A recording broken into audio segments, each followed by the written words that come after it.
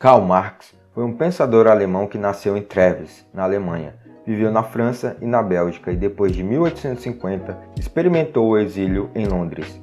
Deixou um acervo de textos e uma copiosa correspondência que ainda hoje se oferecem como um vasto campo para pesquisa. Mas é de assinalar que sua obra é fruto de uma longa maturação, que ocupa pelo menos 2/5 do tempo em que Marx trabalhou. Com efeito, na sua trajetória intelectual, de 1841 até o início da década de 80, são perceptíveis momentos diferenciados, interrupções e retomadas. A existência de giros nessa evolução complicada deu motivo a interpretações que chegam a opor o jovem Marx ao Marx da maturidade. Tais interpretações são equivocadas, pois desde 1843, quando elabora sua primeira crítica a Hegel, o pensamento marxiano se desenrola num percurso que obedece a uma rigorosa lógica, subordinada ao objetivo de compreender a sociedade burguesa. Os passos sucessivos de Marx são condicionados pela sua experiência como teórico e dirigente revolucionário e pelas lutas da classe operária europeia. Esta evolução tem um ponto de arranque em 1844-1845, na crítica a que Marx, com Engels, submete a concepção de filosofia vigente no livro A Ideologia Alemã. Avança para um patamar original em 1847-1848, quando ele realiza sua primeira abordagem de conjunto da sociedade burguesa no Manifesto Comunista e atinge seu pleno desenvolvimento entre 1857 e 1858, com a descoberta das determinações fundamentais da vida social burguesa em O Capital. As influências de Marx foram a concepção dialética, que recuperou de Hegel, a teoria do valor-trabalho, que tomou de Smith e Ricardo, a renúncia da miséria da vida sob o capitalismo e o apelo a uma nova ordem social, que encontrou nos chamados socialistas utópicos. O reconhecimento do papel histórico fundamental das lutas de classes, todo este patrimônio é incorporado por Marx e só recebe um tratamento conclusivo à medida que seu próprio pensamento se clarifica.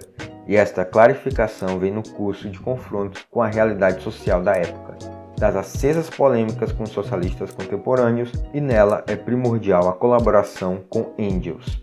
A análise da sociedade burguesa de Marx foi realizada tendo como referência a Inglaterra, país capitalista mais progressista do seu tempo. Detinha uma organização social extremamente dinâmica, a mais avançada na propriedade privada dos meios de produção e na divisão social do trabalho, prenunciadora do fim da pré-história humana. Nela, todas as contradições do movimento social alcançam o seu ápice e, no mesmo processo, se gestam as condições para superá-las e inaugurar a história da humanidade, que Marx batizou de comunismo.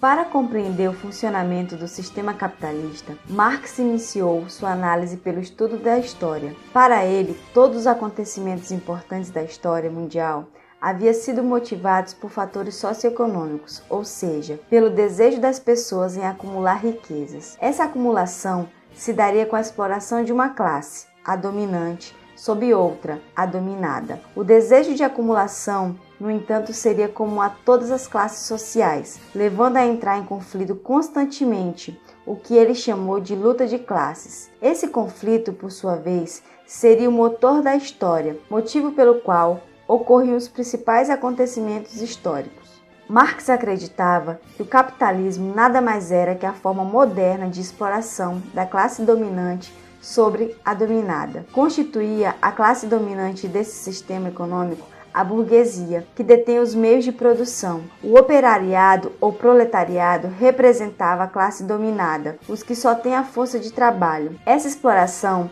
era feita com base na mais-valia, termo que designa o trabalho do operário que não é pago pelo patrão. Resumidamente, seria um cálculo proporcional do que ganha o operário e do que lucra o patrão. Percebe-se que o ganho do operário corresponde a X horas de trabalho por dia e o lucro do patrão a várias vezes X horas de trabalho. Por exemplo, o empresário investe na empresa, paga os impostos e suas despesas. O que sobra é seu lucro. Mas o que acontece na prática e na maioria das empresas é que o salário do empregado corresponde ao que ele produziu na empresa em 3 das 8 horas diárias de trabalho, ou, em outras palavras, de uma jornada de trabalho de 8 horas, o empregado trabalha de 2 a 3 horas para si, dependendo do valor do seu salário, e de 5 a 6 horas ele trabalha de graça para o patrão ter lucro. Esse valor a mais, gerado pelo trabalho para dar lucro ao patrão, é que se chama de mais-valia. O sistema social burguês, todavia, engendra todo um ambiente psicossocial, um modo de pensar matrizado pela alienação e pela reificação, que dificulta ao proletariado a descoberta dos seus verdadeiros interesses. A consciência de classe proletária só é alcançada mediante uma dramática luta contra as mistificações, na qual tem grande relevância o conhecimento veraz da realidade. Como esse panorama não mudaria pacificamente, Marx propôs que os trabalhadores se unissem a fim de realizar uma revolução armada, a qual teria fases distintas. Primeiramente, os trabalhadores organizados tomariam o governo das mãos das classes dominantes e aboliriam a propriedade privada dos meios de produção, máquinas, fábricas, bancos, etc., que passariam ao controle do Comitê de Trabalhadores. Essa fase da revolução era chamada de ditadura do proletariado. Após a implantação da ditadura do proletariado, viria o comunismo, fase na qual a propriedade privada seria definitivamente abolida, bem como o Estado. O trabalho e a riqueza passariam a ser divididos igualmente por toda a população. A nova ordem social, o comunismo, não assinalaria um harmonioso fim da história, mas seria nova forma da sociedade humana. Não o reino dos céus na terra, mas o rico espaço em que a promessa da felicidade social seria possível com o florescimento da personalidade de todos e cada um dos homens à base da livre associação de livres produtores. Toda a gigantesca pesquisa de Marx foi realizada para compreender a dinâmica da sociedade burguesa e, compreendendo-a, fornecer ao proletariado as armas teóricas capazes de assegurar condições de êxito à sua ação revolucionária. Marx dedicou-se a uma teoria crítica para fundamentar e legitimar a negação prática da sociedade burguesa. Este é o núcleo e o sentido da sua investigação. O que originalmente eram hipóteses teórico-críticas para desvendar a essência de uma sociedade historicamente datada, passa a se constituir num padrão geral de pesquisa e interpretação válido para qualquer objeto e do qual derivam diretamente normas para a ação. O resultado é que, nas interpretações dominantes da Segunda Internacional, que era uma organização de operários, sindicatos e intelectuais em prol de levar os ideais comunistas para os diversos setores sociais, o legado de Marx é tomado como uma ciência, o marxismo, que funda uma concepção de mundo, oferecendo uma filosofia da natureza e da história, o materialismo. Esse marxismo, partindo das determinações da base econômica, explica as relações sociais em geral. Ao lado da ênfase no fator econômico, vicejou uma percepção claramente evolucionista do processo social, sintoma da contaminação positivista na Segunda Internacional. O trânsito do capitalismo ao socialismo seria um progresso inevitável e fatal. Trata-se, como é óbvio, ao mesmo tempo, de uma redução e uma ampliação do legado marxiano. O reducionismo não se refere apenas à simplificação dos procedimentos analíticos, mas ainda ao abandono de temáticas caras a Marx. Por exemplo, as questões referidas à praxis, que será explicada futuramente aqui no canal.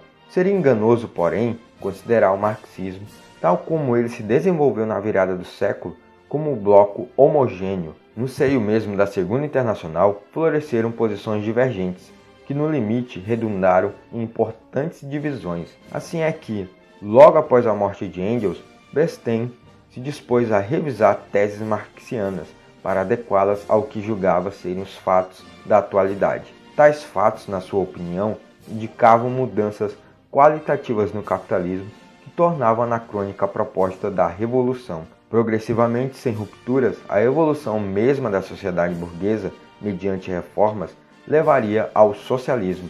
Daí nasceu o ideal da social-democracia. O veio inaugurado por Bernstein, entretanto, não se exauriu. Na sua esteira, muitos pensadores começaram a ver em Marx mais um cientista social, do qual se poderiam extrair algumas análises que, conjugadas a outras ciências sociais, serviriam para explicar aspectos do mundo contemporâneo. Desvinculada da ideia da revolução, e convertida em mais uma contribuição dentre tantas às ciências sociais, a obra de Marx passou a ser utilizada em operações analíticas, neutras, objetivas, extirpando dela a ideologia revolucionária. O reformismo abriu caminho para a mumificação acadêmica de Marx como sociólogo, economista, etc. Para o historiador José Paulo Neto, a obra original de Marx, a obra marxiana, é uma teoria da sociedade burguesa e da sua ultrapassagem pela Revolução Proletária. Segundo, ele considera esta obra necessária, mas não suficiente, para explicar, compreender e revolucionar o mundo contemporâneo. Terceiro, julga que todas as ideias de Marx, bem como de seus seguidores, devem ser testadas e verificadas sempre, jamais constituindo verdades imutáveis e evidentes por si mesmas. Quarto, enfim, sustenta que não existe algo como marxismo, defende a tese de que há marxismos, vertentes diferenciadas e alternativas de uma já larga tradição teórico-política. A hipótese de um marxismo único, puro e imaculado, remete mais à mitologia política e ideológica do que à crítica racional. Os marxistas, e não só eles, encaram de maneira muito variada a obra de Marx. As interpretações são numerosas, às vezes conflitantes, às vezes complementares. Neste movimento, em curso nos dias atuais e que, como todo processo de investigação, não corre linear nem isento de equívocos, o que se destroça é a hipótese da existência do marxismo. O que emerge não é um corpo de doutrina, mas um complexo de categorias, cada vez mais abrangente e sempre incompleto, para conhecer e direcionar, em alguma medida, a dinâmica social.